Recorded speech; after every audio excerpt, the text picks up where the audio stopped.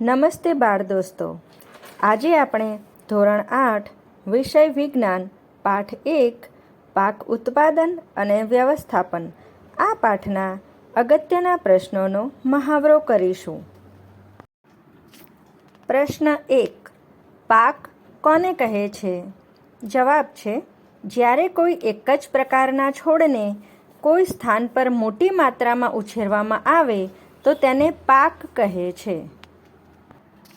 પ્રશ્ન 2. જે પાકને વરસાદની ઋતુમાં રોપવામાં આવે તેને કયો પાક કહેવાય છે? જવાબ છે, ખરીફ પાક. પ્રશ્ન 3. ખરીફ પાક કયા મહિનામાં લેવાય છે? જવાબ છે, ખરીફ પાક જૂન મહિનાથી સપ્ટેમ્બર મહિનામાં લેવાય છે. પ્રશ્ન 4.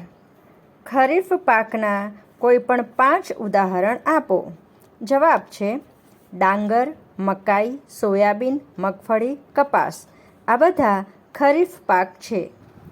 પ્રશ્ન 5. જે પાક શિયાળામાં રોપવામાં આવે તેને કયો પાક કહે છે? જવાબ છે, રવિ પાક. પ્રશ્ન 6. રવિ પાક કયા મહિનામાં લેવામાં આવે છે?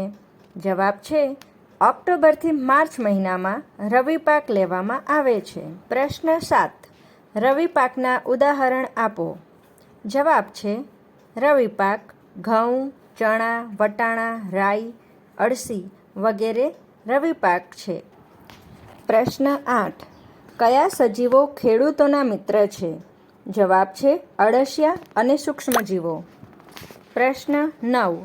માટીને ઉપરથી નીચે અને પોચી કરવાની પ્રક્રિયાને શું કહે છે? જવાબ છે, ખેડાણ. હળ દ્વારા ખેડાણ થાય છે. પ્રશ્ન 10. ઢેફા એટલે શું? ખેડેલ ખેતરમાં મોટા મોટા માટીના ભાગ એટલે ઢેફા. પ્રશ્ન 11. ખેતરને સમથળ શેના દ્વારા કરવામાં આવે છે? જવાબ છે, સમાર અથવા અંગ્રેજીમાં લેવેલર દ્વારા. પ્રશ્ન 12. માટીના ઢેફા તોડવા, નાના નાના ટુકડા કરવા કયા ઓજારો વપરાય છે? જવાબ છે, કલ્ટિવેટર અથવા દાંતી, હળ અને ખરપિયો જેવા ઓજારો વપરાય છે. પ્રશ્ન 13.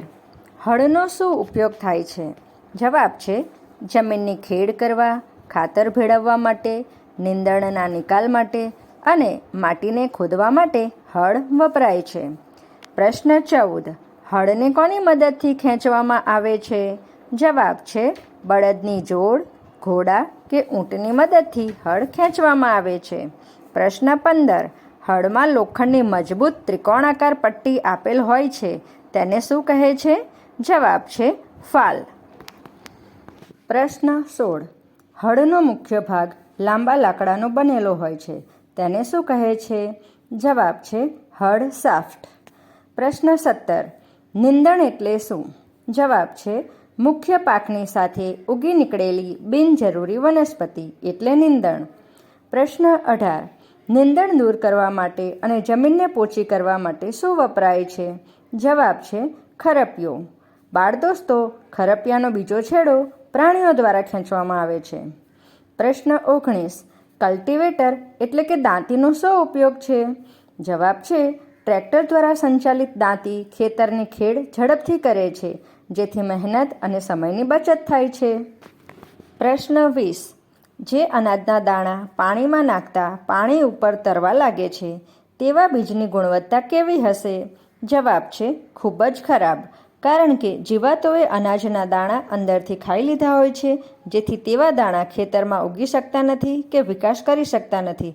માટે જે બીજ પાણીમાં તરે તે બીજ ખરાબ બીજ છે એવું કહેવાય. પ્રશ્ન 21. પરંપરાગત ઓજાર બીજની વાવણી કરવા વપરાય છે તે ઓજાર કેવા આકારનું હોય છે? જવાબ છે, ગરણી આકાર.